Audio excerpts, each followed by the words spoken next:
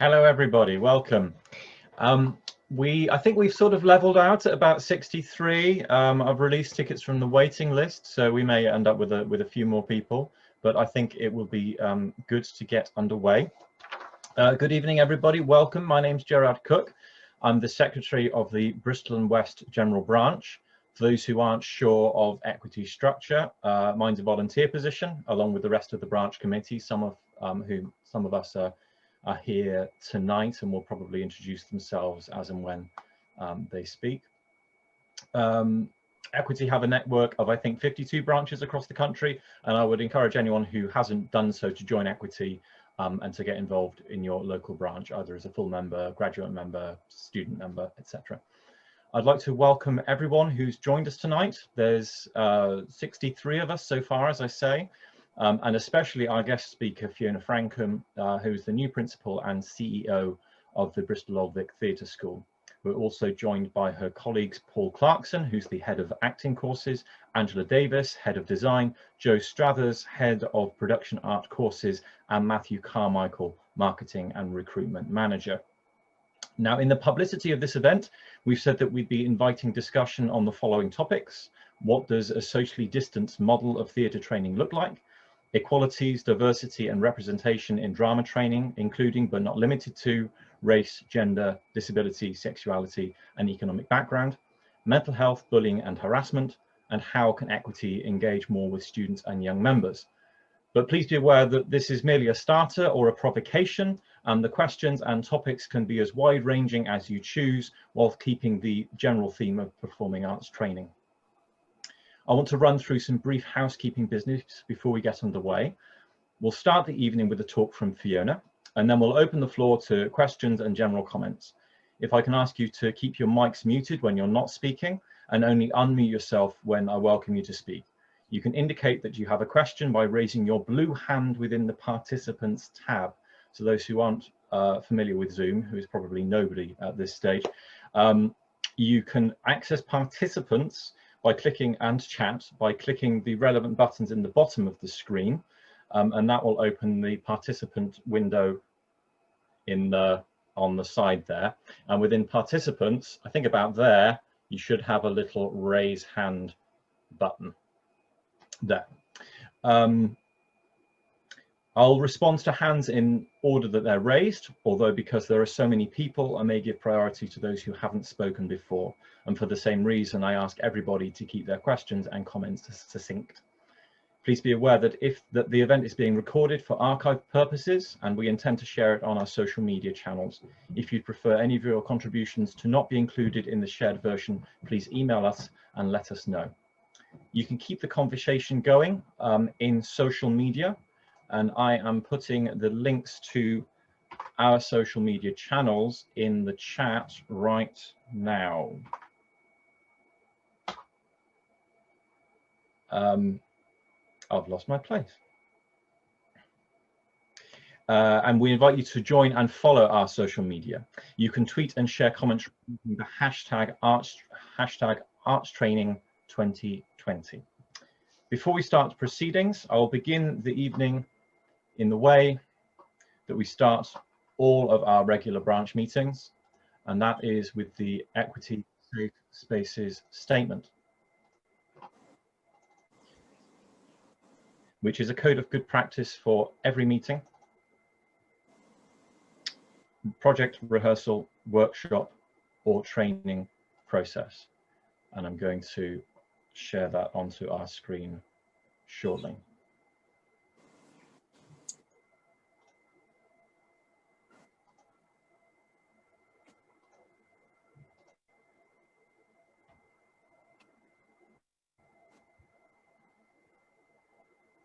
Every single one of us working on this project is entitled to work in a safe space, a space free of fear, a space free of bullying and harassment of any kind. We will work together honoring our differences and celebrating the gifts we each bring to the table. We will treat one another with politeness and respect at all times, and if we are subjected to or witness bullying and harassment, we will speak out, knowing that our voices will be heard and we will be taken seriously. Together, we can create a safe space.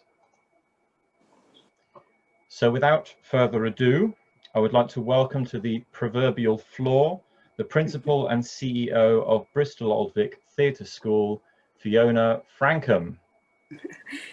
Thanks, Gerald. Thank you very much. Thank you for asking me to talk tonight about the theatre school, and thank you to my colleagues as well for joining. It's really important that I have their support. I am at the start of week 5 of my tenure, and I really value their input tonight. So I'm actually going to ask them to do some talking. I'm not going to talk for long at the opening. I think it's really important that you hear about the journey that they went on from March onwards this year, and how they're getting ready for welcoming students back at the end of this month.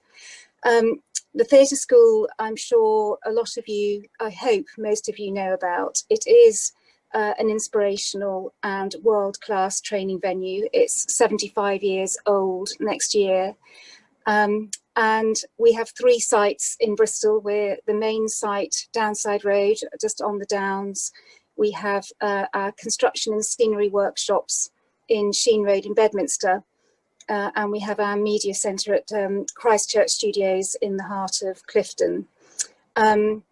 It is a place that is very, very special. I certainly have been made to feel more than welcome over the last few weeks, and it just sort of surrounds you with enterprise and a willingness and a positivity that I don't think I've found anywhere else, actually, in my previous career, apart from when I was working in theatre and television. So that atmosphere and that ethos is very much embedded at the theatre school. We are unusual in terms of our higher education providing. We give our students 35 hours contact time on average. They are treated very much as if they are at the start of their professional career when they join the theatre school. And we encourage them to work on productions pretty much from the get-go. There's a good mixture of classroom and practical, but then as they travel through the theatre school in their course, they will do more and more production-based work. So we are preparing our students to be, terrible phrase, but industry ready, and able to be parachuted into any situation and be employed as professionals from day one of leaving us. And we're very, very proud in terms of the calibre of students that we produce. My previous career, as I mentioned, was in theatre at the start, and then I moved into television and latterly ran the Bottle Yard Studios in South Bristol, which is a Bristol City Council owned facility. And I would see many of the Old Vic Theatre School students coming into the studios to work, scenic artists, members of the art department, some of the actors. We've had returning alumni, which was, you know, lovely to see them at the studios, and also in our stage management courses as well. And it's no surprise that they get work because they are of a very high calibre. I will hold my hands up, and you know, one of the discussion points that's in tonight's discussion is the issue of equality and diversity. We don't do it enough. We haven't done it in the past enough at the theatre school. And we are starting on that journey probably with a lot of other businesses in Bristol, I should think, in terms of needing to have those very difficult conversations and holding the mirror to ourselves and holding ourselves accountable. And it's one of the things that I feel very passionately about. It's going to be a difficult journey, but we recognise it, and I will take the staff on that journey with me, although I don't quite know what the journey is yet. And I would welcome any thoughts or ideas from the discussion tonight. We are very open to it, and it's going to hurt and it's going to be uncomfortable, and we recognise that. But I will very much take the theatre school on that journey. I don't know how long it's going to take, but I hope that we will see some change over the next few years, and I think it probably will take as long as that. I don't recognise bullying and harassment. That's not something that I've come across in my 4 weeks there, and I'm not expecting to see it. So it will be interesting to hear the discussion. I can't comment on what's happened in the past necessarily on those subjects. But again, you know, if we have got anything in the cupboard, then let's open the cupboard doors and let's deal with it. It is very much, you know, my approach is very much being inclusive and transparent. And that's very much the, you know, the sort of ethos that I want to bring into the theatre school. So I think it's probably a good point to hand over to three of our heads of courses who have joined me tonight. Paul Clarkson, our head of acting courses. Paul, would you like to start and just talk briefly about the journey that you went on back in March and how you're positioning the acting courses ready for our students to come back to in October? Yeah, sure. Thanks, Fiona. Hi, everybody. Yes, I'm Paul Clarkson. I'm the head of acting courses at the school. I've been in that position for 6 years now, having been trained at LAMDA, taught at Birmingham School of Acting, Mount View, Birmingham Theatre School, many other institutions, but also having been a professional director and actor. So yeah, we've been on quite a journey. March 21st, we locked down, and that was in our final week of term, the Tuesday of our final week of term, which was obviously a very sensitive time for our final year graduating actors because they were in the final stages of rehearsal for their London showcase at the Criterion Theatre, which unfortunately wasn't able to happen. We have a commitment to them that we will showcase them in London, even if that is in 2021 or even beyond. But we have a commitment to do that, which I believe is exceptional in the context of other drama schools and drama training at the moment. So yeah, I mean, it was the sort of thing that if you had 6, 7, 8 months preparation, then you know you could have gone into it slightly better equipped. As it was, we had to very, very quickly adapt, change and modify the training over the Easter period. Not only did we have to do that, but we had to completely change the way that we administered auditions and a recruitment for our incoming cohort, 28 acting students on the BA Hons course starting in October. At that stage, we had 1,250 self-tapes that we had to work through because everything had to immediately go online. We did 2 recall auditions at the school where we saw 24 students at each recall. But then from then on, out of the 2,000 applications, all of those had to be seen online.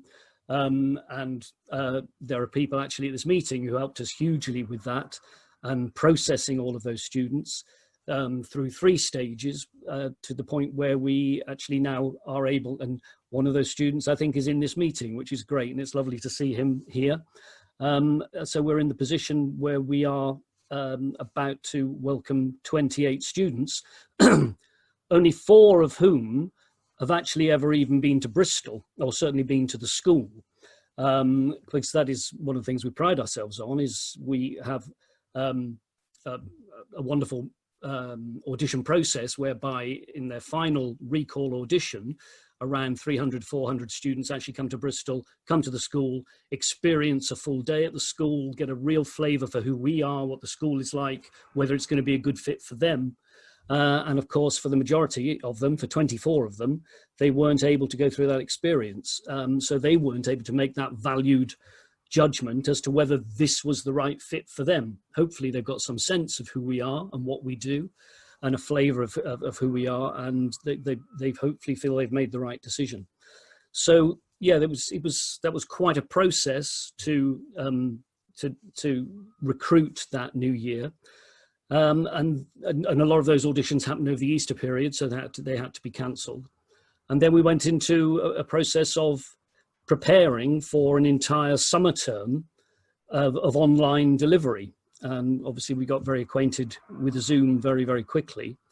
And that was quite a fluid process because we had to come up with a model for something that we'd never had no preparation for and no experience of. And I have to say, for the first first 4 weeks of the summer term, we very much tried to do what we were going to do originally. Very soon that became clear for many, many reasons. Sort of length of Zoom sessions, the difficulties that many students had with regards to the technical capabilities to be able to access Zoom, differing broadband and Wi-Fi issues, space issues. Obviously, a huge number of people were living in shared households with parents, carers, guardians who were working from home, siblings who were also being homeschooled. So there were a huge number of issues that we had to factor in. And by week 5 of the summer term, we work in 11-week terms. By week 5, listening to a lot of feedback we got from students, we were able to adapt and sort of pare down what we were doing.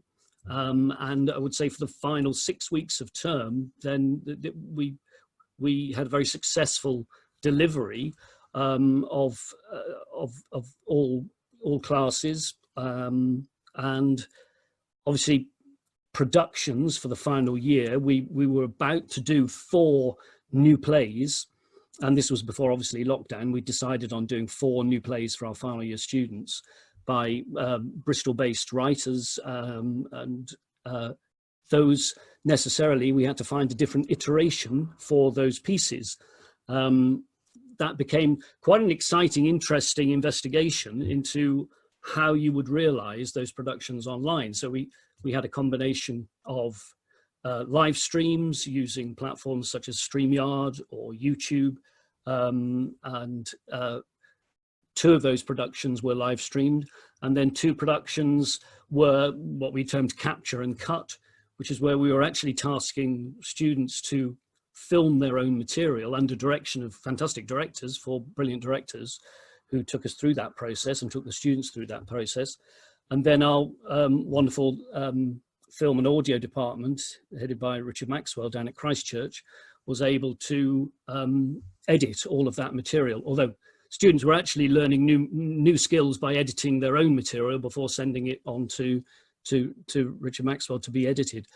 So and conversely, we were actually able to showcase the students and platform the students to a greater degree than we might have done if they were simply doing theatre productions in Bristol, because we were able to share those links to those shows globally.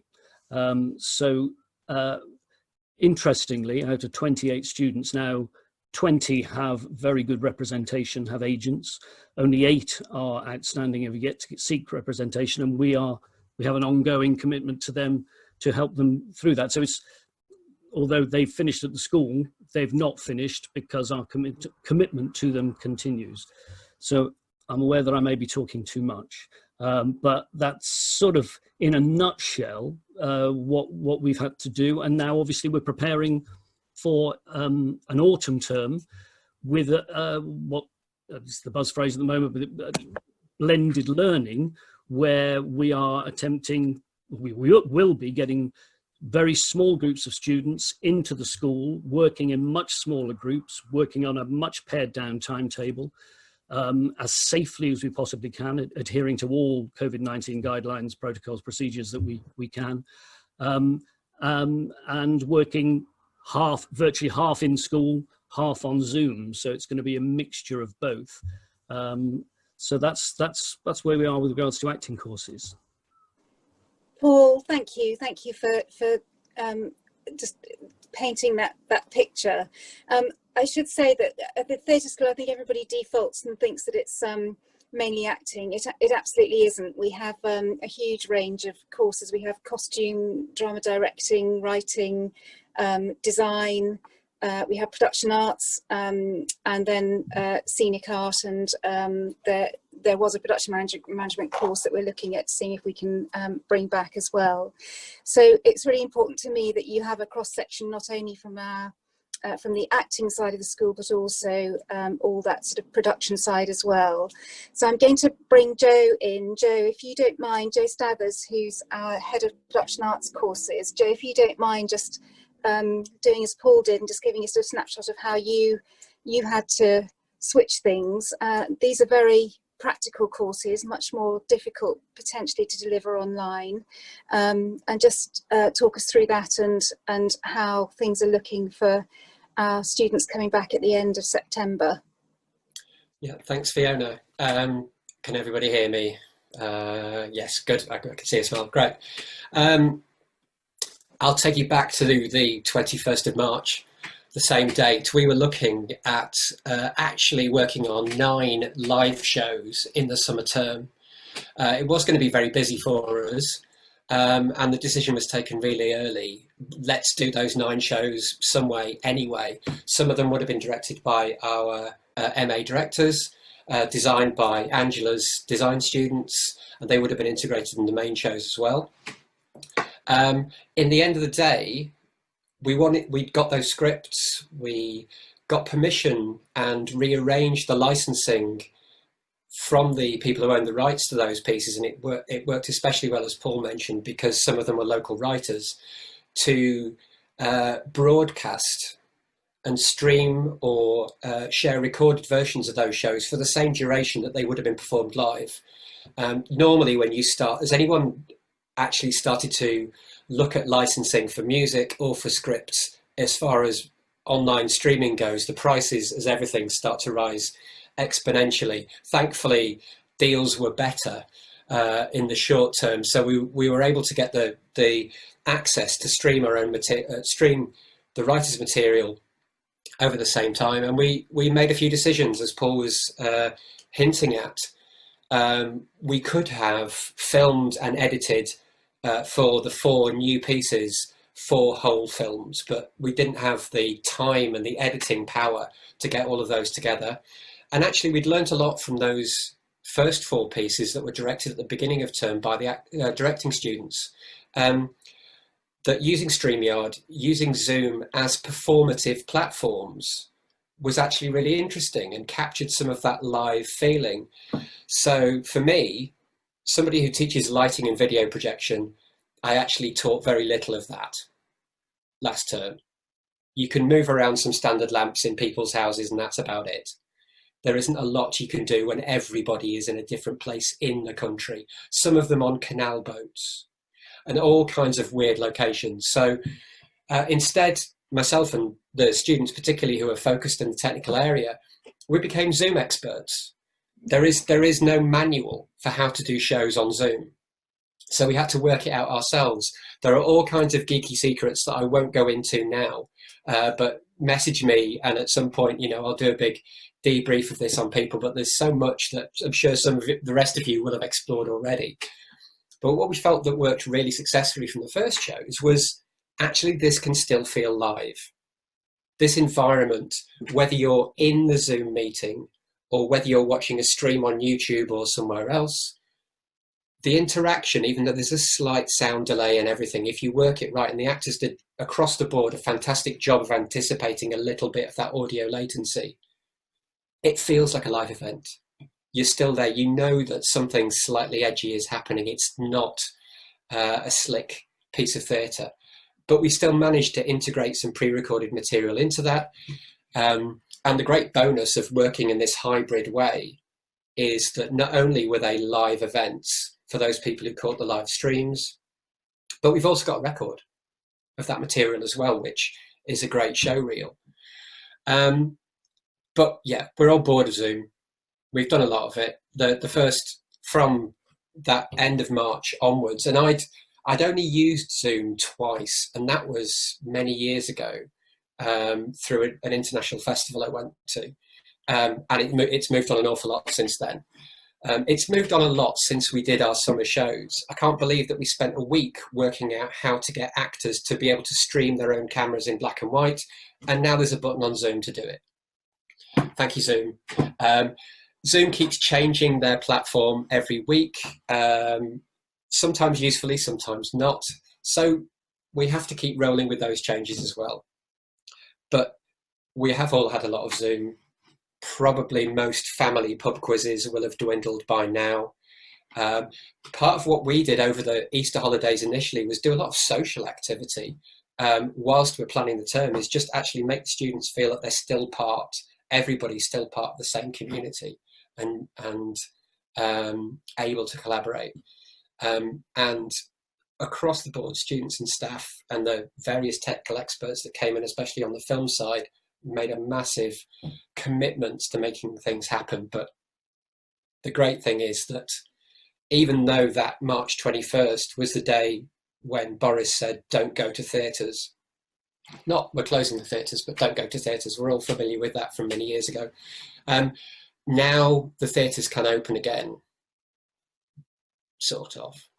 And that in some ways benefits us because slightly selfishly, we're in a position of being able to stage work and use those spaces at a slightly financial advantage to a lot of other companies, because we can bring a full crew and a full cast into a space at admittedly a lower cost than a lot of professional companies can do. So our main commitment, as soon as we knew that that was a possibility, is let's get back into real spaces, and that's what we're looking to do from September onwards. We've done some great experiments over the past couple of months. As soon as it was allowed, we've done filming following the guidelines that have been developed in the film and TV industry, and how we socially distance people in that kind of small managed location environment. And in last month, we staged our first play in a theatre, which is being edited now to be streamed, but the cast were on stage. Instead of an audience, we had cameras and a gallery to vision mix those cameras.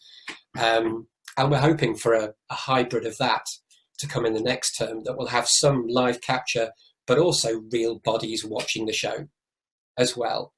And from our point of view, we were lucky in some ways in terms of when lockdown happened, in that all of our students had been through, even the first years, at least 2 terms of experience of each other and of working practice.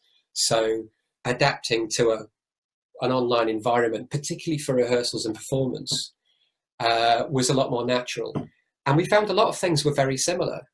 There's some weird similarities that, for instance, in one of the early live stream shows, because you can have off-stage people in a Zoom meeting whose cameras are off and mics are muted, somebody technically walked across stage before the show was open, just because they came into the meeting without turning the camera off.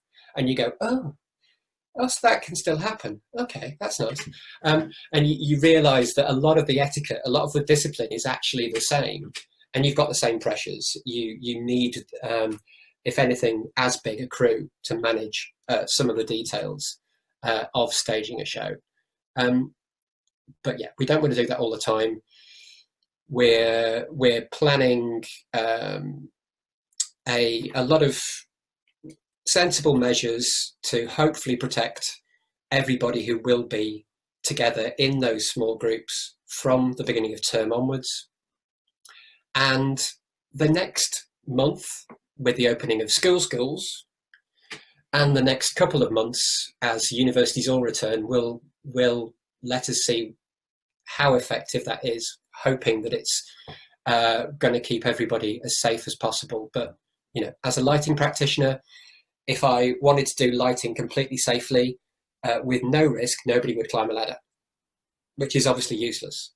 So it's all about managing the level of risk, and we're hoping that we've got that right. Brilliant. Joe, thank you very, very much. Thank you. And Angela, who's our head of design, again, another difficult transition back in March. Do you mind just talking us through that, Angela, and how you're preparing for our students? Absolutely. Thank you, Fiona. Yes, I mean, you've heard very much from Joe and Paul what the communal experience was like. I'm lucky in some sense that we're lucky in some sense that the design course is very small, and so our plans for the autumn are easier to sort of enact than a lot of larger courses. And I think actually the theatre school's scale and size overall is going to be sort of beneficial to us for social distancing. Back in March, gosh, it was about to be the busiest term for graduating students. 9 productions about to happen, and the design students, they're MA students, and this is a sort of culmination of their training and their course, and they get they come to the course to work on realised productions. And so we were dealing with a lot of heartbreak, because these were prize projects, really exciting projects that they were about to sort of make happen. And they would form a really important part of the students' portfolios. So there was a period of adapting, trying to work out how we were going to assess and get through the course and give the students what they need. I found that one of the most useful things was to have a consultation with the students, talk to them about how we solve this problem as a group. So they came back with some terrific ideas, and I used a lot of their ideas to actually sort of, a lot of their ideas and some of my thoughts to sort of change and adapt their training to something they'd be satisfied with and that would be really helpful to them in this last term. We worked through. We didn't really have a break because we had deadlines coming up for shows, for productions, for all the summer productions. The students were mid-flow on their production designs, so they produced their production designs to their final point was a presentation. And they, for the first time, instead of showing their work, presenting their work to a room full of actors and in the room with lots of people, for the first time they were having to sort of be video editors and produce sort of digital design documents, which actually we found that they were incredibly helpful, and that some of those new ways of working we're definitely going to keep. For instance, we have 2 small design studios. We can cope with, the students can work together in the autumn in little rooms, but the one thing we won't be able to do is collaborate in large groups and with the rest of the school. So, this format of sharing your work online and providing sort of digital sort of documentation, almost like sort of mini portfolios of productions, that is a way to that's a very clever way now to share our work with a large group of people. So, we found new ways of working. Design-wise, I just want to talk about some of the initial disappointment that I mentioned, and it's huge. Designers, the students come to have the realised work in their portfolio, and that helps them to get work when they leave. They had to adapt very quickly to be involved. Some students chose not to be involved in the digital productions, and some students got involved and became incredibly creative with what they were able to suggest, and they brought huge value to those visual sort of value to those productions. But they were essentially designing for film, and so. But I think that this is design. It shows how transferable sort of designer skills can be, sort of across a range of subjects, and also within our job, we're constantly sort of rising to sort of challenges that pop up in rehearsals all the time. So to become adaptable and to sort of work out a way forward with a group of people is exactly what we do. So for some of the students that actually sort of got involved with those digital productions, they were incredibly pleased with the results, and they were and they learned a great deal about the collaboration. They learned a great deal about sort of this new format. Hopefully, you know, some of that work will help them to get other work in the future. One of the other things that we work towards in that final term is a graduate exhibition. So this is normally we have an exhibition in Bristol and we have an exhibition in London. All their physical work is curated from throughout their training and showcased sort of in London and in Bristol. So we couldn't do that this year, so we've gone online.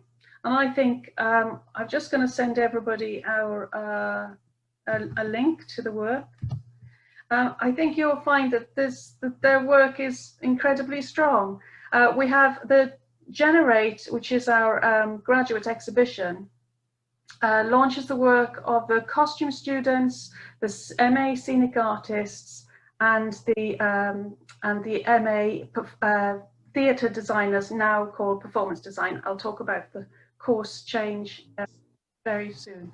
But you'll be able to see their work online, and I think it looks fantastic. I think they've done an amazing job. In some ways, they're some of the best digital portfolios we've produced. So having that change of focus has sort of led to improvements in technical skills. One of the most wonderful and valuable aspects of last term was a series of masterclasses with industry professionals. So this replaced a lot of the contact that the students would have had sort of at their exhibition and talking to sort of people that came along. So we were able to sort of deliver. We were able to deliver a series of masterclasses, and again, this is something that's been that went down incredibly well. Was incredibly helpful for the students to sort of get some insight into what was going on sort of in industry and what sort of particular designers, how they sort of gained their work, and we'll be continuing those in the new version of the course. So we were incredibly busy, but I also rewrote the course during that time, because this was a time that I thought that you know, the design world is changing, and we were working out how to adapt, and I think to increase the sort of diversity in the range of skills of designers on the course is maybe going to be more helpful to them sort of in when they graduate, to sort of get work in lots of different areas. So I've rewritten the course, and it's now called MA Performance Design. And this year we're taking 6 students. Next year we're going to go up to 8. And there is specialization modules being introduced. So for some time, we've been talking about this at the school for some time. We've been looking at sort of the designers out there, and basically the school the nature of the course initially was designed around the idea of rep theatre and a designer within rep theatre, and but that module doesn't exist. It exists in very few places now. So it was time to sort of it was more than time to respond to sort of the changes sort of designers out there. And just one of the main things I want to be able to do is to make use of our wonderful production departments, and integrate designers into those production departments so we can create designer makers, and also so the designers that come on the course can have a more individual approach and follow sort of a pathway that they're particularly interested in. So sort of restructuring the course, turning it from 4 terms to 3 terms, and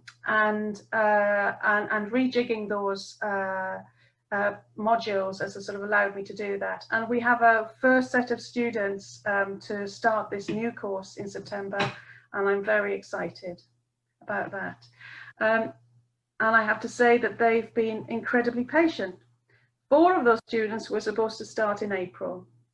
They had their course cancelled because we had to focus on the graduating students at the time.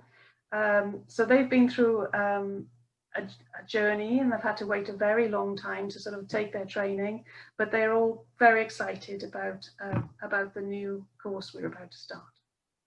Angela, thank you, and I think, you know, we certainly, I'm very excited to see some students in the building. I haven't experienced it yet, which I'm very much looking forward to, and there's a lot of work going on at the moment, getting the buildings ready and seeing how, you know, how many we can get into our studios, and how much we can do face to face. But we are asking all the students to be in Bristol, and we are confident that we can give them the maximum face to face that we possibly can, whilst keeping everybody safe. And you know, that's incredibly important to us. So I and I'm sure my team are very happy to take any questions. It's going to be interesting to hear what the audience, what the group on the Zoom call think of the theatre school, their perception of it, maybe. But also, if we can ask any really direct questions, they can be as obvious as you like. So, Gerard, shall I hand to you, and then you can chair a Q&A? Great, thank you, Fiona, and thank you everybody for that. Yes, absolutely. I'm happy to take questions, comments, and these can be questions which are with regards to Bristol Vic Theatre School directly, but also, you know, if there are sort of general discussion points. I know that there are lots of people who are tutors, trainers within pre-degree level, further education rather than higher education. There are some people who are graduates, and there are some people who are students. So there may be questions, quite a broad-ranging amount of questions. I'm happy to start taking hands now. Please pop your little blue hands up. Kat Simpson was first, though she's got nervous. Oh, hello, I'll do it. Sorry, I just didn't expect to be picked first. Hello, everybody. So, as the tutors know, I'm a student going into my final year at Boftus. I just want to know what happens if there's a spike in Bristol, because there's a lot of university students coming back. I'm sure you know, but a lot of students found it incredibly hard to do this virtually, especially in production arts. I'm training to be a stage manager, and I cannot do that 100% virtually, I don't think. So I was wondering what the plan. Hello, Joe. I was wondering what the plan is there. I mean, I'll jump in at that point from our point of view of our department, and well done, Kat, for DSMing a show entirely on Zoom, if not several different projects altogether, and operating sound effects and all kinds of other things at the same time.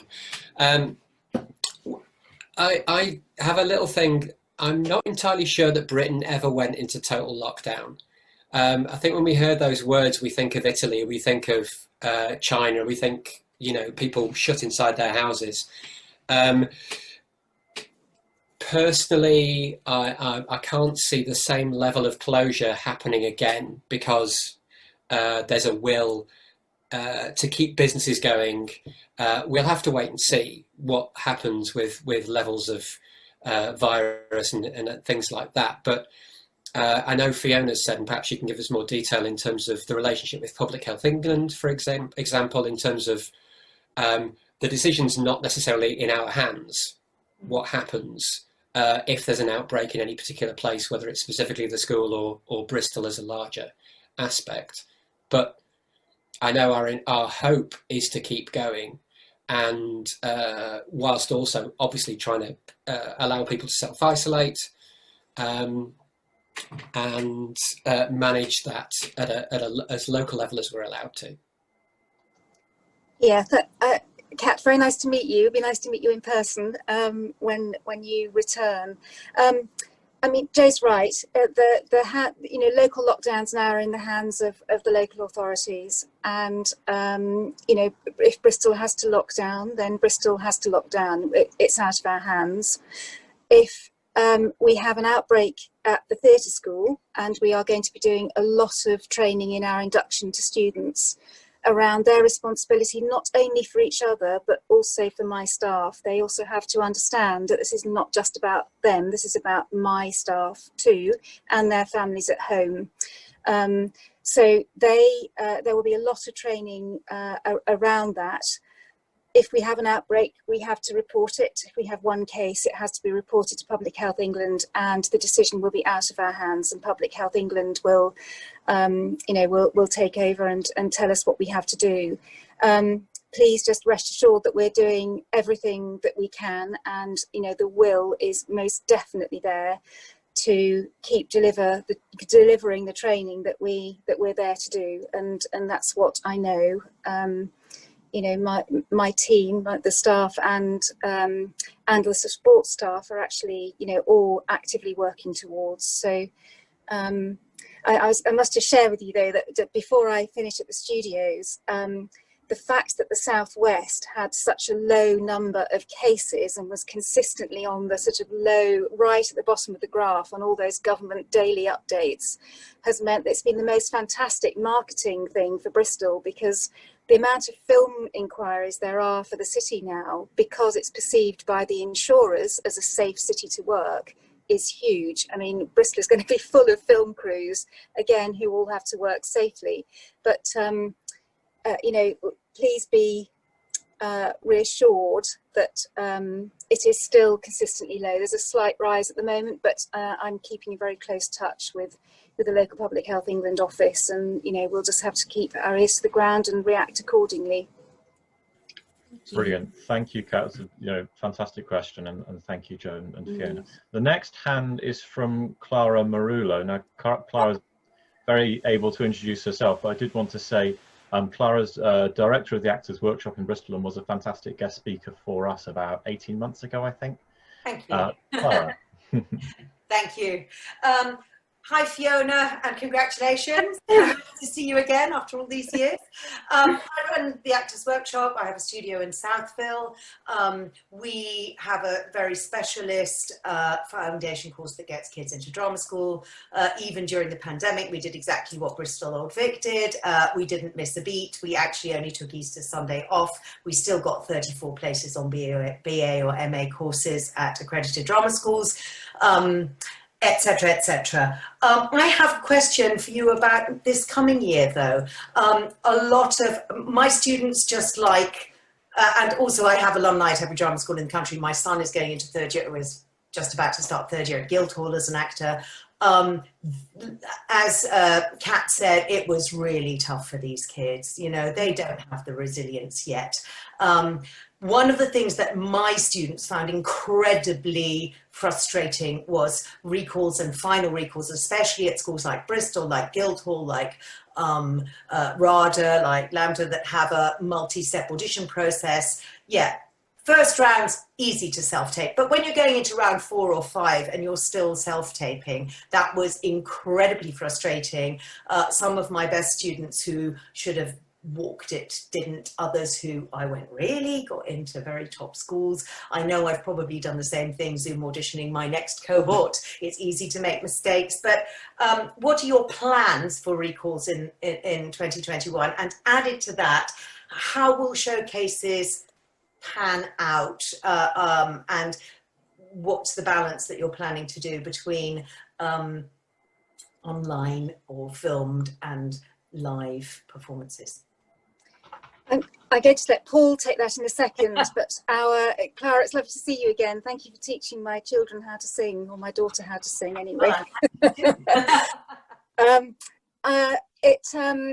we are, completely committed to giving them a showcase, as Paul mentioned. We want them to be seen, and we want them to have their moment, and it's really, really key that they have that. And we are working towards planning that as soon as we possibly can. But Paul, I'll let you answer the question about recalls. Yeah, sure. Yeah, hi, Clara. Yes. Hi. Yeah, I mean, our absolute intention still, and we've been speaking to Marsha, who's in this meeting. Marsha Buck, who's our hi person, and we've come up with a process already. Good. And I mean, fingers crossed. Our hope is that for final recalls, we will be seeing people in the school. It may well be at reduced numbers, and it may not be able to be the entire full day experience that they usually get. It may be a half day experience, but no, I mean, the initial auditions, preliminary auditions will be online, as they would be normally with a very experienced panel of people. I think first rounds should always be online. It's so much more efficient and cheaper for the students. But it's like, when you go to school, one of the top schools, and it's when you go into finals, I feel that that's really, really rough on kids if there's any other way to do it. Yeah, and I mean, there were, many different ways that people were doing those final auditions. I mean, Jenny Stevens, who's our artistic director, and myself did all of those final auditions. And we saw in the end, I suppose, about 120 people. And that was an extended audition whereby we provided them with scenes. They had a choice of 6 scenes that they could choose from for them to prepare, and they then worked with me. And that was really interesting, actually, working as an actor with other actors. And that was one of the things that one couldn't quite anticipate, that you were really beginning to be able to connect with actors across this medium. And that's not something that we do as part of the ordinary audition process. We don't actually act with them. So I did get the chance to act with these students, which at times was absolutely thrilling and fantastic. So that was one of the pluses. And obviously, you'd look at the way you audition people at recall, but I did like the way that we had extended chats with these people. We worked on a scene, we redirected them in that scene. So it wasn't an entirely a dissatisfying process, actually, I have to say. And it's interesting, I sort of compiled all of the videos of those people today and sort of sent them out to full-time acting staff. And it was really exciting to go back and put them all together and go, oh my goodness, gosh, yeah, I really loved working with that person. But having said all that, I completely agree with you.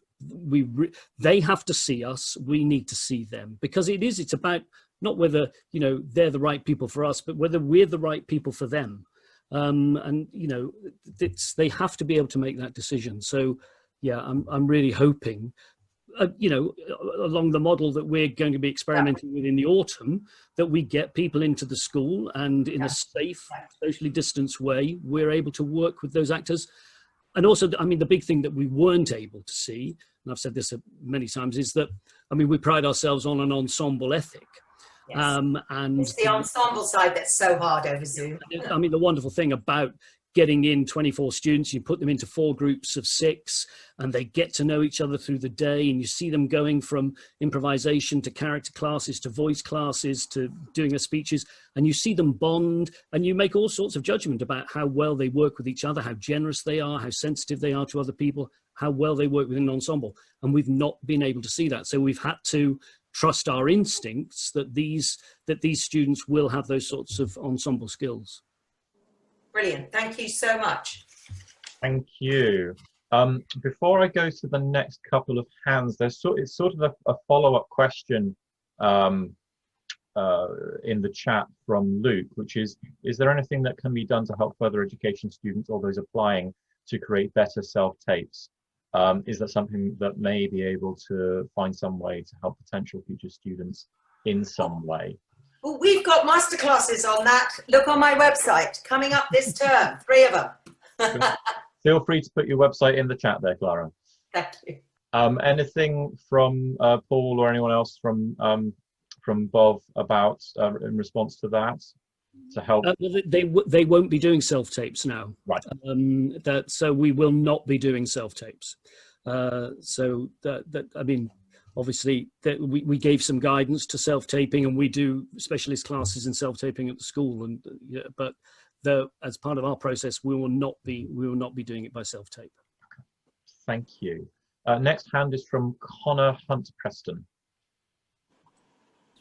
There we go.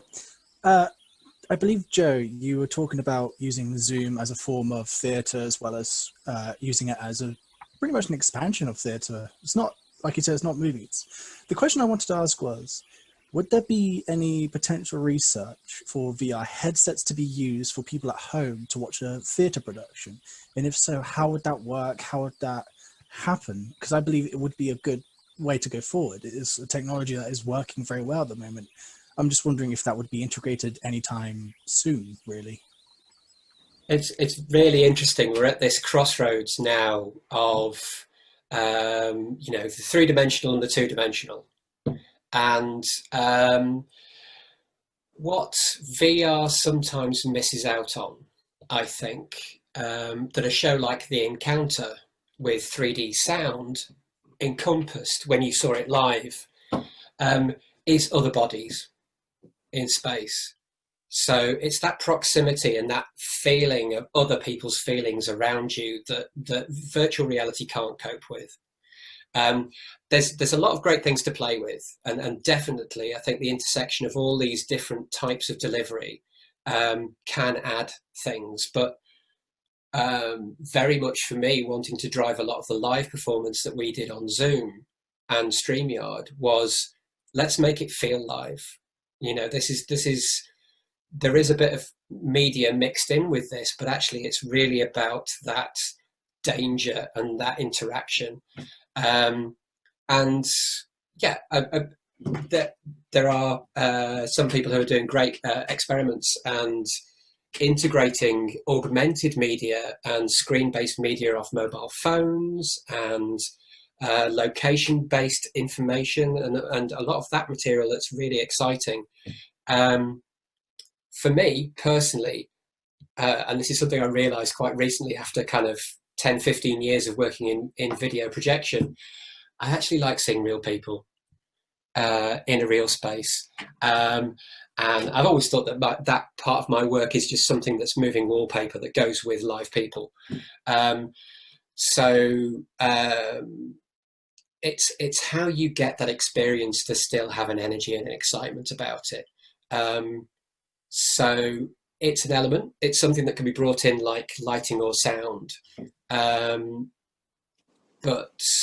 you need to get the drama in it. That's the thing for me. Mm. The RSC did a production, didn't they, with motion capture at Stratford that I went to see, and it's really interesting. It's it is still experimental, but I think I'm slightly with Joe here. I think it's going to take a while to happen. Motion capture, all those things. The real performance is something that's still very special, I think. But we will keep an eye, and we will be adjusting the theatre school accordingly, Connor. Brilliant, thank you. A follow-up point to those comments is from Kat, that Bristol Circus City Festival is exploring using VR and 360 cameras to help circus artists pitch their work to international programmers. Next hand up is from Penelope. You need to. Hello. You go. Hi. I'm due to start with you in October on the voice training. So it's a bit of a specific question, and it really is. How did the COVID situation affect the voice practitioners to be able to work on productions with you? Paul, do you want to answer that? Lovely Carol and Pam. Yeah, I wouldn't say I have detailed knowledge of this, because obviously I'd want Carol Fairlam, who's our head of voice, to be able to talk authoritatively on this. I mean, obviously there are issues to do with voice and singing, and the heightened risk with regards to projected voice and singing, and it's something we're absolutely taking into account. I mean, we've been lucky, and we're finding other spaces to work in, because obviously, you know, at Downside Road we only have 3 houses in effect, linked by 2 wonderful new studios, but a lot of those spaces are too small for us to be able to work safely with regards to voice and singing. We've very kindly been able to use All Saints Church on Pembroke Road, and we're going to be using that space and the larger space downstairs and upstairs, and Carol will be working with students live in voice classes, and Pam Rudge, who's our head of music and singing, will be doing similar work. Obviously, some of the work, voice and dialects, will be online, but I know that Carol is intending to work with students in those larger spaces. I mean, with regards to the voice studies students, obviously one of them was actually remotely from Australia, and spent the entire summer term from Australia on the course, and it didn't seem to impact too greatly on her experience, and she had a wonderful experience dialing in from Australia. Obviously, we had to be very careful about the time that we did things during the day, but anything else would be beyond my remit, really, Penelope, to talk about. But I know that we are intending to do voice and singing live in a very, very safe way. Right. And certainly when All Saints Church became a possibility, you could just see Carol and Pam's demeanour lift there. They were so pleased to find an option that meant that they could do face-to-face lessons. They were delighted. So we're thrilled that we've got alternative space to do it. We look forward to seeing you. Thank you. I'm looking forward to it. Were the students able to collaborate on the online productions? Yes, they were. Sorry, I was just going to add, Penelope, that yes, no, they were absolutely part of those productions and enhanced those productions hugely, actually, and were able to do voice and dialect work on those productions, and obviously able to do that remotely. And there were more opportunities for them to do that than there may well have been if they were in a rehearsal room. Great. Thank you very much. Brilliant. Thank you. Look forward to meeting you. Thanks, Penelope. Good to see you. Karen is next up.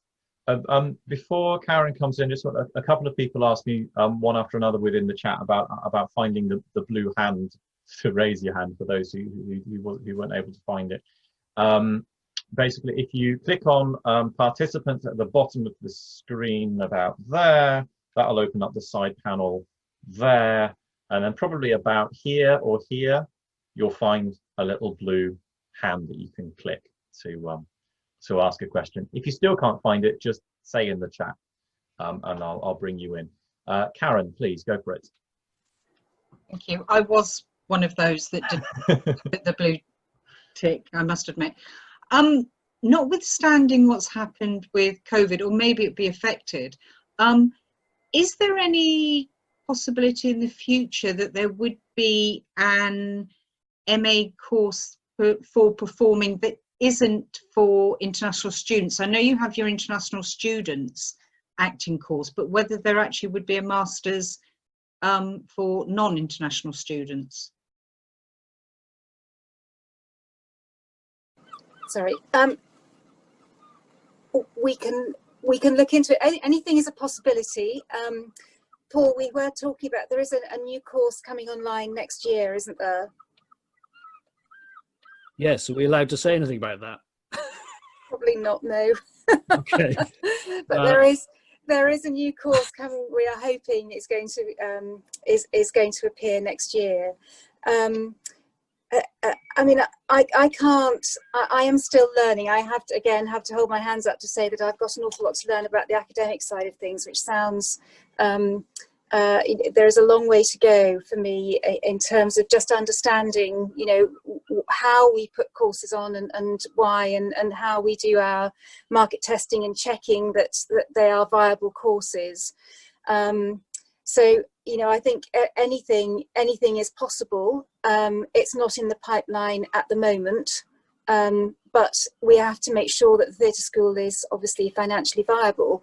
We do, though, have a severe issue over space. We are, you know, the Downside Road is where predominantly most of the acting happens. And, you know, we have to make sure that we have the space and that we can give the students, and we can keep delivering the training that our students want, expect, and, you know, we pride ourselves in giving. So nothing is impossible, nothing is off the table, but we just have to measure that with, you know, there has to be a good case for doing it. Yes, Karen, I mean, it was a great shame because we did have an FDA course, which was a 2-year course, which attracted mainly postgraduates. But then the government overnight withdrew the career development loan of £10,000. So it was very, very difficult for those students to fund that course, and the majority took advantage of the career development loan. And we saw applications just fall through the floor. So we made the decision 2 years ago now to run 2 BA cohorts. So rather than having 14 on the BA cohort and 14 on the FDA cohort, one a 3-year course, one a 2-year course, we decided to scrap the FDA course, and our final cohort of that has just moved through the school and graduated. But it's absolutely there is, I mean, one of the things that hopefully we've compensated for, but one of the wonderful things that those students brought was an extra maturity and experience. And when they joined with the final year of 3 in their final year to become that, you know, final cohort, each brought wonderful things and wonderful texture to that year, experience and maturity. We've hopefully replicated that with slightly older students in the BA cohort, which is great. But it's absolutely an intention to try and provide some sort of 1-year MA course. Brilliant. That would be absolutely brilliant, given the fact that, having looked into MA courses, acting courses, there isn't anything locally here. It would be in London, at the drama schools in London, or further afield, which obviously for more mature people isn't particularly practical. But that would be great. If that ever happens, I'll be knocking at your door. Well, yeah, well, keep checking on the website, because an MA or 1-year MA is open to funding as well. That's the great thing, is that you can get funding for MA courses.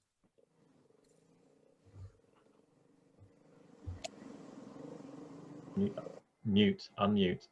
Good question. Thank you very much. Next question is from Jane McKell.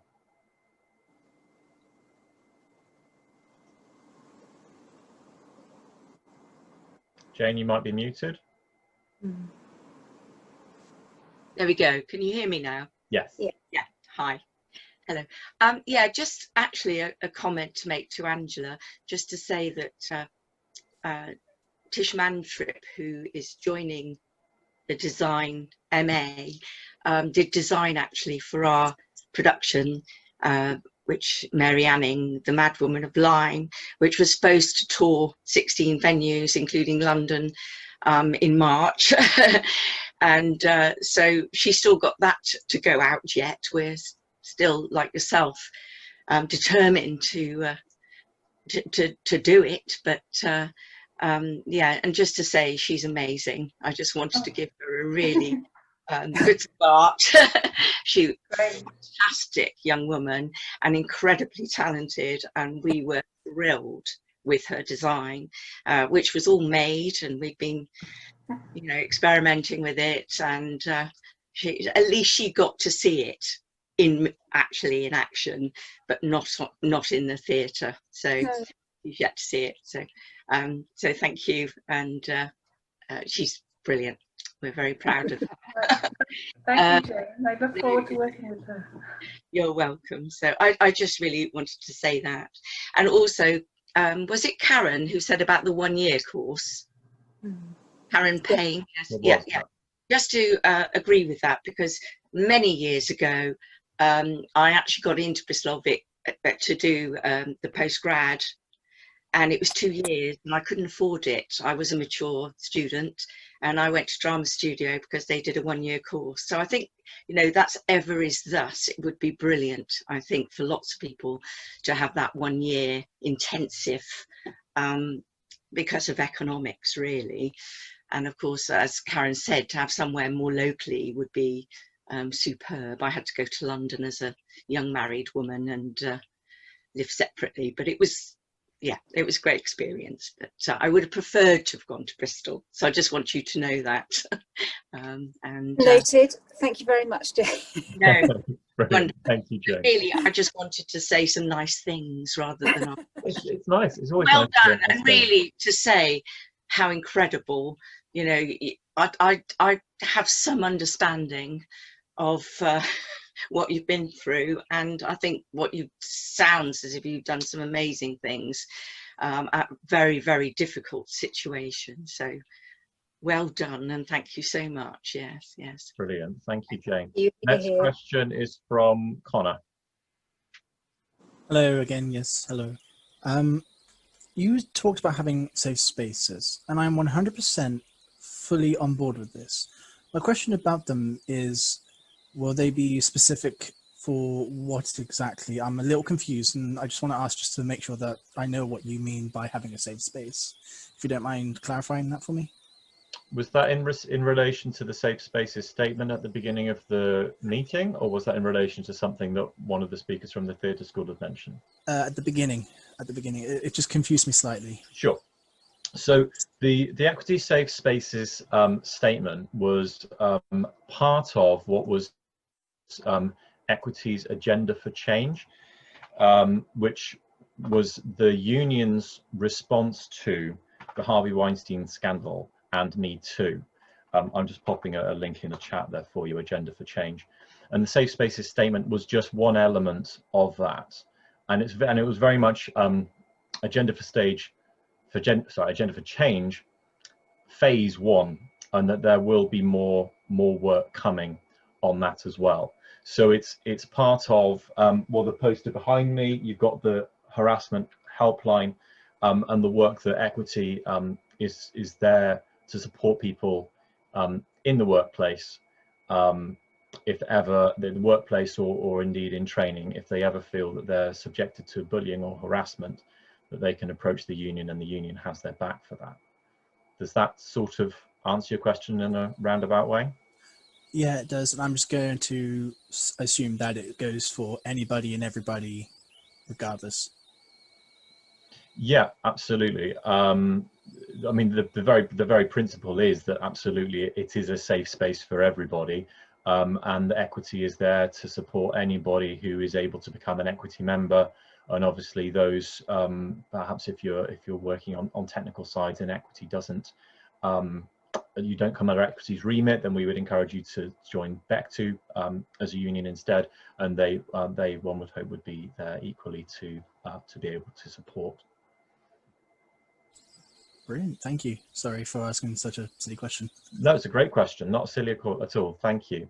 What I'll do is I've put the wording for Safe for Agenda for Change. Karen's put the link directly for Safe Spaces, so I think that has the actual statement if anybody wants to refer to that, and you can download a postcard with that on as well. Thank you. Next up is Janet. Oh, sorry, before we come to Janet, I apologize. Elcho's got a question in the chat relating to safe spaces, so I'll come to that first. Elcho's asking, in reference to the Equity Safe Spaces statement, will this be adopted and used within a Bristol Vic Theatre School as part of the training, as part of the culture, using that statement? Yes, Jared will know I attended an Equity sort of workshop day on safe spaces, and it's something that I am very committed to, and yes, we will be looking into it as part of our training and preparation for students. Yeah. Brilliant, thank you. Okay, Janet. Hi, anybody who doesn't know me, I'm branch treasurer. It's a question because I love stage combat, which is where I met Gerard the first time. How are you going to manage with this more physical aspects of that kind of course? Paul, I'm going to pass this over to you again because Jonathan is part of your department, isn't he, Jonathan Howell?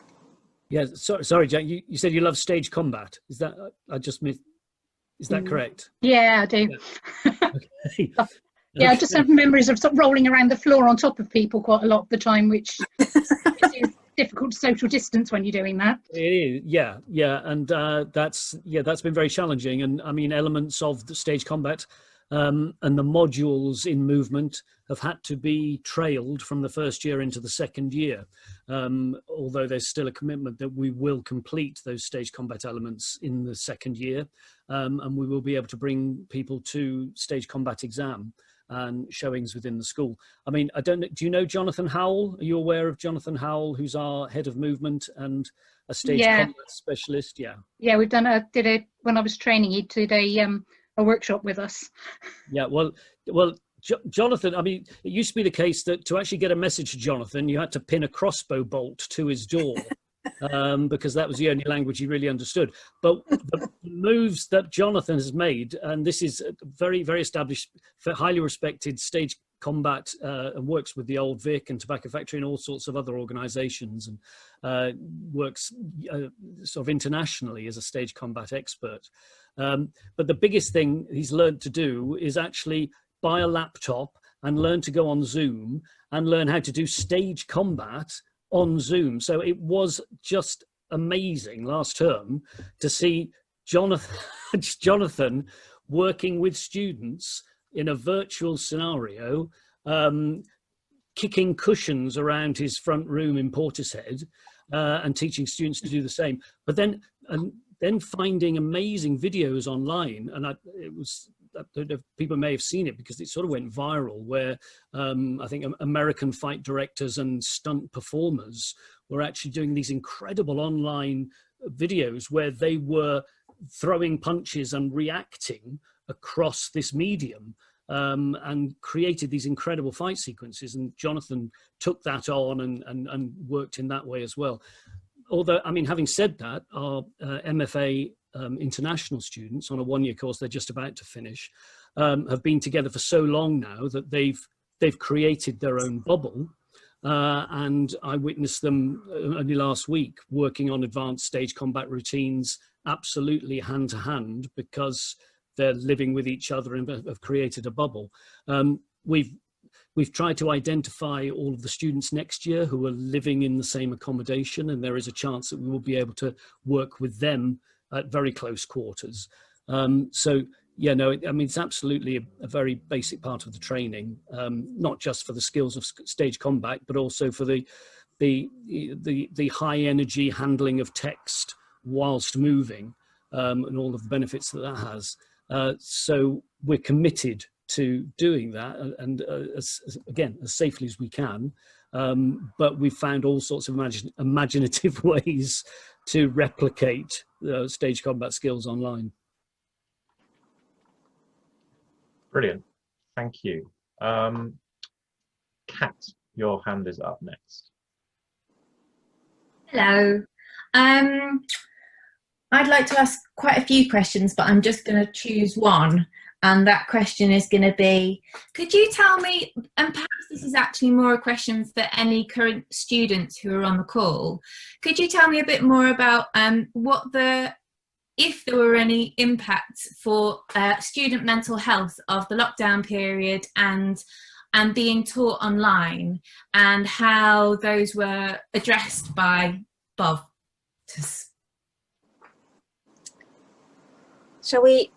Are there any students who want to take that? Feel free to just unmute yourself and speak in that, if that's the case. No. I guess I don't know a massive amount about that, but I know we all struggled, Kat, on all the courses. It was incredibly hard being online, and we know the staff did an amazing job to make that summer term work for us, but a lot of us were isolated. Some of us were in Bristol, some weren't. On the production arts course, some productions got cancelled, some didn't. So, but our one of the staff members sent out a lot of mental health advice, and tutors were on call to chat to at any time as well, which was a massive help to be able to speak to people.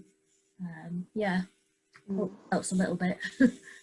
Thanks, Kat. I mean, we got an amazing student support officer, Julia, who is tireless in her support for the students, and I know she gave a huge amount of support to them. I have met a few of the acting cohort as part of my meeting with staff and some of the graduating students, and they've mentioned mental health issues. Yes, very much so. I think some of the acting students found it really difficult. But they also talk very, very eloquently about how much peer support they got, not just from people on the acting course, but between the courses as well. They really supported each other through it, and that message came across very strongly. But it's something we are very aware of, as indeed everybody should be. And we, I think that's a check-in that we will need to do when those students return, to see how they are and how their summer has been, and whether they need us initially when they first come back, and then on an ongoing basis when they are back. Thank you. Ask as well, did you have any students who wanted to defer or leave the course as a result of the move to online learning? Well, the tutors here online will tell me better about the ones who wanted to leave, not that I'm aware of, and we have had one request from an American student who has asked about deferring, and that request came in today, so we are still considering that. Our policy is not to defer. But we had that request today, and we're just mulling that over. I haven't had a chance to talk to Jeff Brumlick, who runs the MFA acting course. So I need to do that tomorrow. No, Kat, no acting students wanted to defer or leave the course, so everybody's still with us. And from the production side, one or two people, obviously, especially those who are halfway through a 2-year course and missing, thinking that potentially is a lot of the majority of my training going to be online when it should be in the real world. Those people and anyone considering that they might be missing out, we are doing our very best to make sure that we do as much in the real world as possible, obviously.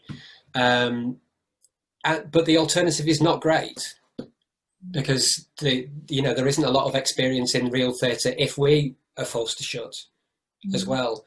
The sad fact is that that there isn't a lot of industry out there at the moment that's that active. People are starting to move. Actually, people are doing some really innovative, and people are starting to prepare for new productions. But it isn't what it would have been as an alternative. We're doing our very best, and last term was weird, very intense, and things happened. To pick up on something that, no, I'll come back to that. But yes, for anyone who's currently enrolled and studying, we'll continue to talk to them, and everyone's welcome to discuss where they can get spend their next year most appropriately until we're all back to normal. But we have no control over the general circumstance of that. All we can do is try and maximise what we can achieve, and hopefully be as real in the real world as possible. Thank you. There was a follow-up to Kat's first question in the chat, because Kat was asking about the mental health support that students may have received, or mental health issues that students may have had. The question in the chat was whether staff had support as well, because obviously it would have been challenging from a staff perspective as well. That's what I wasn't going to go into, but here we are. For me personally, it's been a proverbial roller coaster, as I'm sure it has for everybody for all their lives. The first couple of months I lived off adrenaline, and when actually things started to happen and things started to work, that crashed, and then you start to worry about where you are. Again, we have a great support service and a great collaboration amongst staff. In a weird way, certainly amongst our department, we actually talked more and more regularly over lockdown than we would have done normally. This is kind of a nice thing to segue onto, maybe discussing what happens next with the industry. There's a lot of talk about the new normal. There was a lot of talk before lockdown about the pressures that everybody in the theatre industry faces, and sometimes the fact that we all overlook mental health. We possibly, a lot of us, always want to get the show on, and certainly are quite committed to spending as much time as necessary, and Zoom is not a great environment to spend a lot of amount of time in. But as Paul mentioned, we moved throughout the months of lockdown and very much tried to pace ourselves. And I think it's really important that we carry some of that on into the real world where we do have a normal, that we don't expect 8, 10, 12, 14-hour days to be normal. And the best thing for the first couple of weeks of lockdown, first couple of months of lockdown for me, was actually having a lunch break. And actually sitting down with the rest of my family and switching off. That'd be nice. Let's take some of that on. The things that have been a bonus in this, recognizing our limitations and the fact that we need to moderate both screen time and real time, and actually prioritize some breaks and some connection that isn't quite so pressured. And I think I'd agree with that. Thank you, Joe. And I think the other thing, just as an observation that I haven't shared with staff yet, is that the impression I'm getting is that the staff give so much time, so much commitment, and so much dedication that actually the last people on the list is them, and that's where I need to come in and make sure that they are looked after, and that they do take breaks, and that whatever the relationship with work and home is, that is as balanced as possible, and that is by no means a criticism of them. It is absolutely indicative of how much they care about what they're doing, but that work-life balance is really, really important, and it's something that I'm very very keen to look at. It's my sort of first priority really over the next few months, is to make sure that the staff are okay. Thank you. Fiona mentioned that last year, time is a strange thing at the moment, our branch held a symposium all about mental health in the arts, and one of our key speakers there was the principal of the Musical Theatre Academy, and she presented their mental health charter, Time for Change, and one of the key things was discussing daily support, that there's always somebody on hand every day that the students are able to speak to, but students and staff, and also graduates. And there was a question that came to me privately in the chat that was asking about, has any support been offered to recent graduates as well as students, because obviously it's a strange new world to have found themselves in, new to the industry, fresh to the industry, and then without work. Is there anything that can be anything in response to that? Yes, we are still very much in touch with our graduates. There is, there is still things that we, Paul mentioned at the beginning, that we still need to deliver for them, or want to deliver for them, and I don't think they walk away from Bovitz and think, well, shrug of the shoulders, that's it, I'm on my own. I would hope that they would feel that there is a lot more continuity there than that, and that they are still under our umbrella. They still need to graduate. They haven't graduated. We haven't been able to put on a graduation ceremony for them, because that was scheduled initially for October, and that's not possible. We can't give them the ceremony that we want to give them, so that's going to be delayed. It's a strange hiatus for both graduating students and for the theatre school, but we are absolutely going to address that.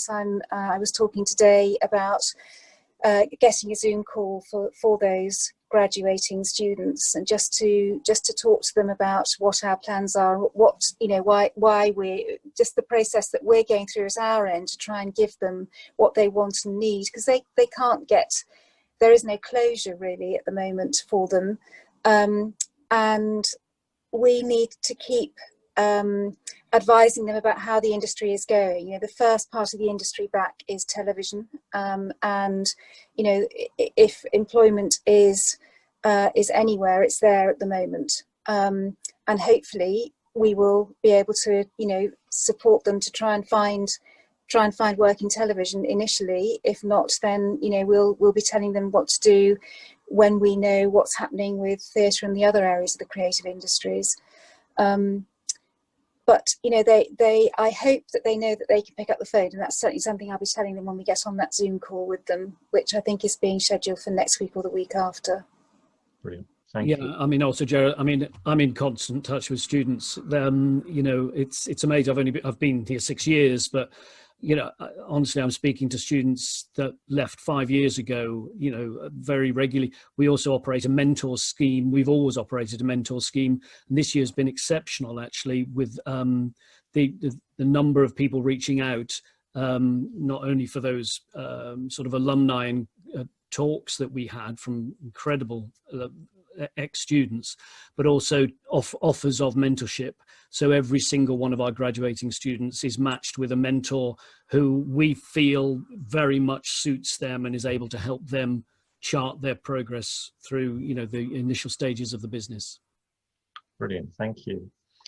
There's a question in the chat which I think is important. One of the key things, of course, we wanted to talk about was about equalities and representation and diversity. And one of the questions in the chat was saying that, from Rachel, a recent article in The Stage shared research that only 16% of those working in the industry are from a working class background. Can you tell me what Bristol Theatre School is doing to combat this issue? Are you monitoring your intake and/or providing supports to those from less affluent backgrounds to be able to apply as confidently as those from more financially secure backgrounds? Yeah, I mean, this is something that we are more than aware of. We do have an access and participation plan, which is part of the Office for Student Requirements. So obviously the students are funded through the Office for Students, and we receive that funding, and as part of that funding we have to provide an access and participation plan. So that is in place. We do have bursaries. I think around 40% of our students receive bursaries by the Conservatoire for Dance and Drama, who we are a part of, and or the theatre school as well. So we're doing as much as we can financially. I think that something else that I need to look at, and there is also a lot of work to do around equality and diversity. That I mentioned at the very start, that we need to make sure that we are going out to schools early on and doing a lot more outreach. I've been asked to sit on the One City Culture Board, which is part of Bristol's Bristol has a sort of one city approach that the Mayor has introduced, and there are 6 strands to that, the most recent of which is the Culture Board, and certainly that's going to work in a very different way. The way that the board are going to be asked to work is that we will be divided up into groups and each be given an area of Bristol to go and really sort of, you know, get under the surface of what's going on there, and then take that news back to the board so that they can make some really positive and very direct interventions. It's our first board meeting next week, so it'll be very interesting to hear how that's going to happen.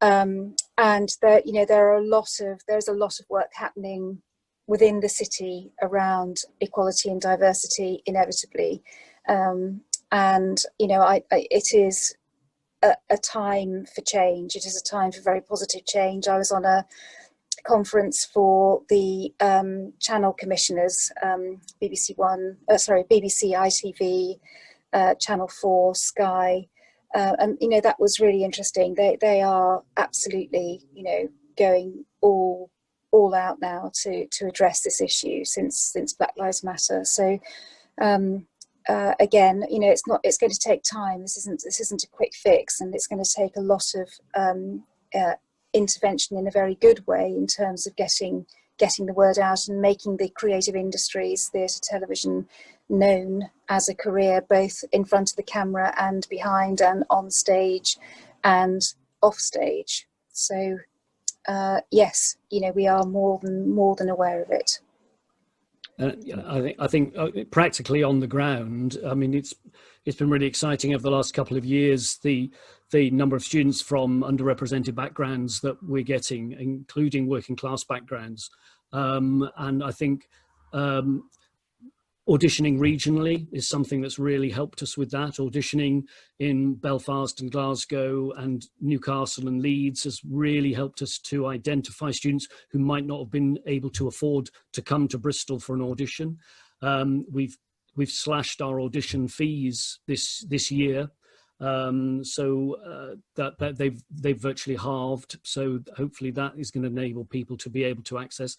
And we've got some really exciting partnerships. I mean, we work with Boom Satsuma, which is an educational organisation within Bristol that runs BTEC courses for 16 to 18-year-olds, and they target learners from low-income households. And excitingly, we're welcoming our first students from that course in the incoming cohort. So and we've changed all of our audition criteria as well. That it will make it much easier for students who don't necessarily have an experience of drama or are well schooled or well trained to be able to not be quite so intimidated by our requirements at initial audition. Great, thank you. Just quickly add on the backstage side, it's a different type of person that we're looking for, but what is great actually has shown up just over the past couple of years. There's increasing numbers of BTEC, really good BTEC courses in production arts that are growing up all around the country, and not just in privileged areas, in areas that are less advantaged. And we, you know, it's got to build from the ground up, and we want to get involved in that process. But it's very encouraging to see that FE colleges especially, and schools who are investing in the performing arts, are also now feeling confident to encourage students to work backstage as well. Terrific, thank you. Next hand up was Jane. You're already unmuted. There you go. Oh, yeah, you're already on. Yeah. Actually, I asked the question originally, and you said it. Oh, okay. Yeah, but I have asked another one, which is, do you do sound design MAs for performance, or do you do any work with DBS, for instance? Who knows? No, not yet. I'll bring Angela in on this actually, because we talked a lot in her changing the design MA to broaden it out from just well, not just, but a more traditional set and costume to involve projection, lighting. Angela's, I know, is very up open to all kinds of creators pursuing that path. Perhaps you want to say more? Yeah, I mean, I've been watching sort of industry and designers who are specialist in costume puppets and the sort of strange sort of niches that they sort of carve for themselves. And I want to try and create those kind of designers. Very much looking forward to training lighting designers, both in aesthetics and sort of conceptual design, and then sort of seeing those students carry out their work on the productions. So I'm hoping we get some of those through the door soon. But sound, I think that's a big discussion for us in the department. I mean, I'm dealing mostly with visual arts. So I think that Joe, we should talk about that, whether that's a pathway. I think as a small touring company, you know, sound, and I think it is it's something that is growing in its creativity, and because with Ableton and, you know, live push, it's kind of live as well. It can be live, and it's very interesting. So certainly we have a couple of our graduates each year who specialise in sound design. So yeah, it's a really important contribution to a show. Yeah, that's great. Thanks. Thank you. I've had a question in the chat, which is, what support is offered for people with autism? I have mild autism, which is the reason I'm asking. Mm-hmm. They will be made to feel very, very welcome, and we will work with them to make sure that they are, you know, completely, how should I put it, just able to immerse themselves in the theatre school. It's no issue for us. You wouldn't be the first. And if they found that they wanted to talk about their autism with a member of staff for whatever reason, what would be the best approach to make? It would be to either speak to your head of course or your individual tutor, but if you are aware of this as something you want to discuss and receive support on, then again, Julia, our student support manager, has access to a lot of resources. We'll know how best to coordinate talking about that to any relevant members of staff. So we've been through this process with a number of students for different reasons and for the same reasons over the years. And there's a lot built in already. And I have to say, and most institutions now recognise that they have to be not just accommodating, but welcoming and involving and empowering people with all kinds of different backgrounds and neurodiversity. Any, you know, those things enrich us really, rather than hold us back. Brilliant, thank you. Jane, was your hand up from your previous question? Yeah, yes. Okay, right. That's cool. all done. All right, brilliant. That's me done. Right. Thanks. Has anyone else got any further questions at this stage? Just any more hands coming up. One of the questions in our sort of initial brief, really, that we put out there was to do with how can equity engage more with students or young members, or how can students and young members feel that they would more likely like to or want to or need to engage with equity. And I suppose that's a question for the people who work at the theatre school, but also a question for students and graduates in the room. What can equity do for you?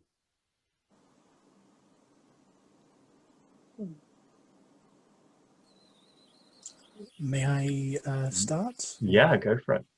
Cool. Well, last year I did some student rep training with equity, and I feel that although I'm giving them as much information as I possibly can, I do feel that it's a bit of a give and take on this situation. I feel that as much as I can tell them, go join equity, and all the amazing things that come with equity, at the same time, it's all about, they're seeing it from me, a peer, not a member of equity who isn't a student, if that makes sense.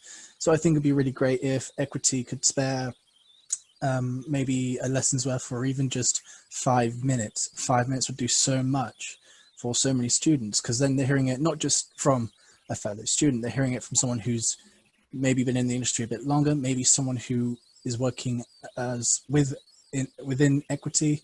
It'll be so amazing just for them to come in and just chat. Honestly, that would be the best thing in the world. I don't know about anybody else, but that's just my personal thought on it. It is a give and take, and that's how I feel about it. Yeah.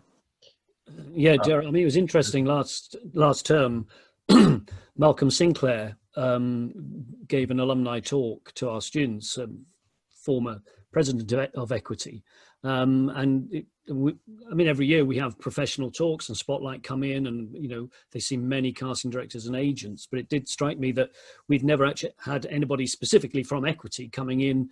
And I had to sort of squeeze out of Malcolm, having my own experience of being an equity deputy in companies, what equity actually was, what it offered, and eventually he was able to, you know, sort of talk to students about that and the real value of equity.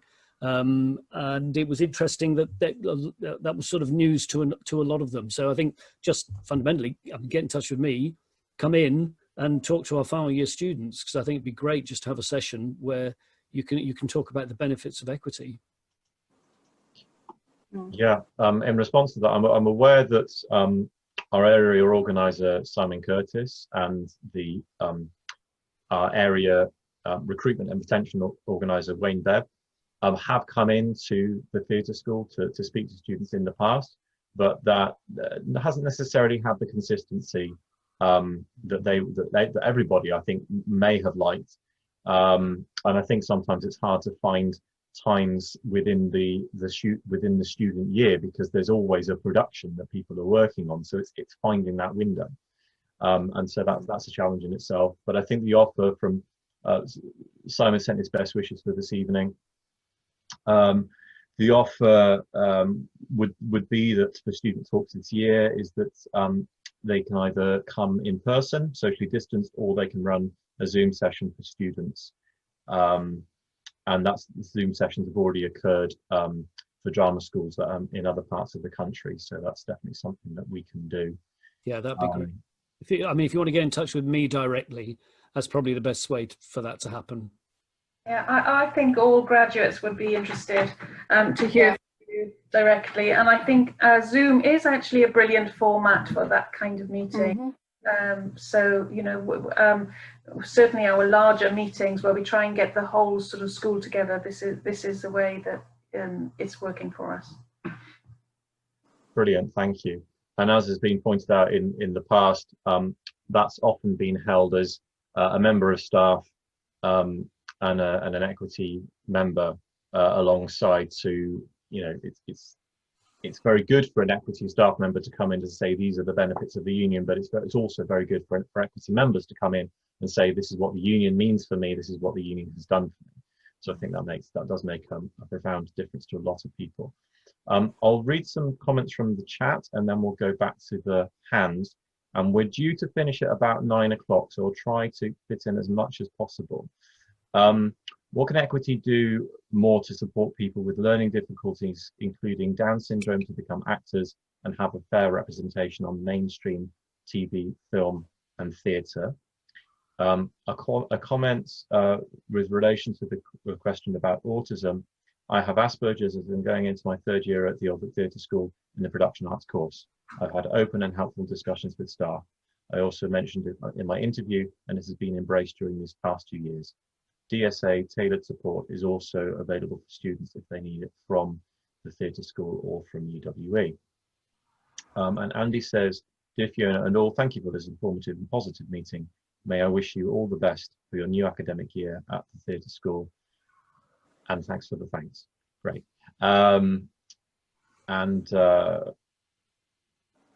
That's great. I will go to the hands now, but if you're able, in any responses, to circumvent back to some of the questions in the chat within the time, then that would be great. Linda, go for it. Hi, yeah, I'm just coming in on the business of equity. For those who don't know me, my name is Linda Rook.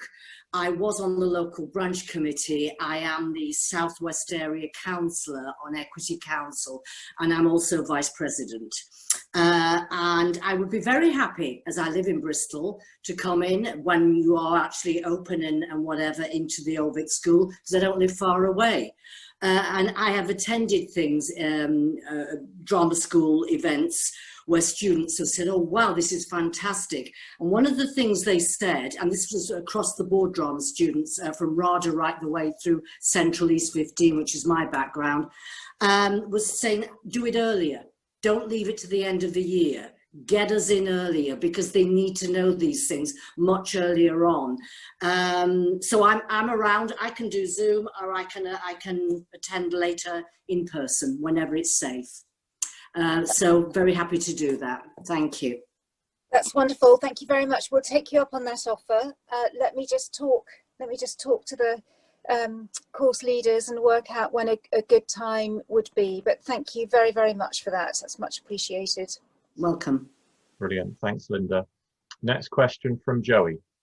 Hi there. Yeah, just I suppose going off what everyone has been saying in regards to equity, and particularly what Linda just said.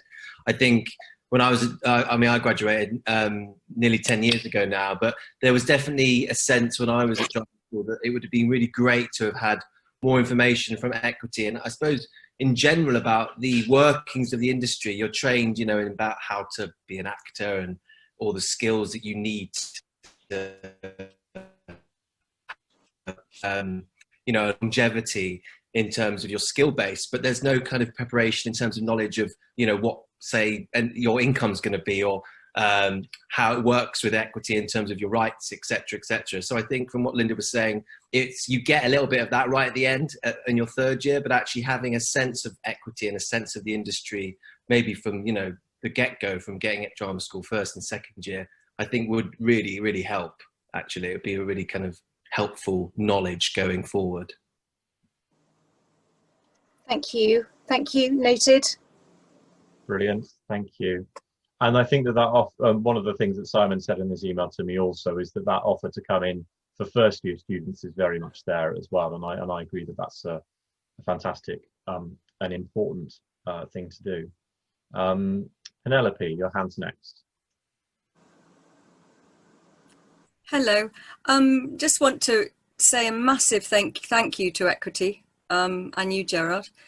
I don't know. I feel that you've been great at reaching out to people, and I've certainly made a lot of use of Equity in the last year. I've had some legal support when I wasn't paid by a film company, and not least now I've, through the Equity Educational Charitable Trust, I've received some funding for the first term at the Bristol Old Vic Theatre School, so I'm really, really grateful. My very quick question was how it would help students, and is there a student discount for the subs? Because I just know from times when I've been really struggling as an actor, covering the subs has been a nightmare. Not just Equity subs, but also Spotlight subs. So it's a tricky one for people who are returning to education. There's a student membership at an entry level, which is heavily discounted, but you don't get all of the full package of membership. I can't remember what you don't get. Certainly job information service access, possibly public liability insurance and that sort of thing. So there isn't a way to step back at present. There isn't a way to step back into student membership, as I'm aware. And you're not the first person to ask. It wasn't specifically a personal question. It was more about students graduating and stepping into the industry. I mean, I didn't have any information. It was such a long time ago. I didn't know what Equity could do for me. Had to find it out. But, you know, it's good to hear that there is a student package. Yeah. But anyway, thank you, Equity. you have been absolutely amazing in the last few years for me. Brilliant. Well, thank you. And yeah, absolutely. For those who may be students or graduates here who haven't joined the union, absolutely, there is a student membership, heavily discounted. But it means you know, you register your equity name, you get all the communication from the union and from the branches, and then you can step into graduate membership once you've completed your course as well. Thank you. We're just coming up to 9 o'clock, and absolutely, as Elcho says in the chat, do engage with the branch. I'm going to pop those social media links into the chat again, and I'll send it to everybody this time rather than as a private message as I did the first time around. These are our social media links. This is our Facebook group, our Twitter feed, etc. Please do like and follow. Please do continue this conversation within our Facebook group. I would very much welcome that. And I know that we'll continue having this open dialogue with the theatre school. So thank you so much to Fiona, to Paul, to Joe, to Angela for joining us, and thank you to everybody. Is there anything, Fiona, that you wanted to say in conclusion? I just want to say a huge thank you to the team who are on the call with me this evening. I know there's quite a few of you, Matt and Joe and Angela and Paul, thank you. I hope we've given you an insight. I'm sorry that perhaps I'm not as up to speed, but I will get there. It's just still very early days to me, but it is the most amazing and very special place. You know, I think we've got a lot to do and a lot that we can give. So thank you to my team especially, and thank you to Gerard for asking us to join as well. Well, thank you, and thank you for joining us again. Fiona was a great guest speaker for us back in February, our last physical meetup where we actually, you know, in a room with people. Can you imagine? For our film and TV themed meetup in the former life at the Bottle Yard, and it's great to welcome you back here tonight. So thank you so much. Okay, that will be the end to this session. But what we always do, we hold our regular branch meetings every fortnight, and at this stage we roll into our virtual pub. So I'll stop recording at this stage, but everybody is welcome to stick around for as long as you like and have a free-ranging conversation, and happy to answer any further questions about equity or the branch or anything else. But for now, we'll say officially good night, and we'll see you all soon. Bye-bye. Bye. Bye.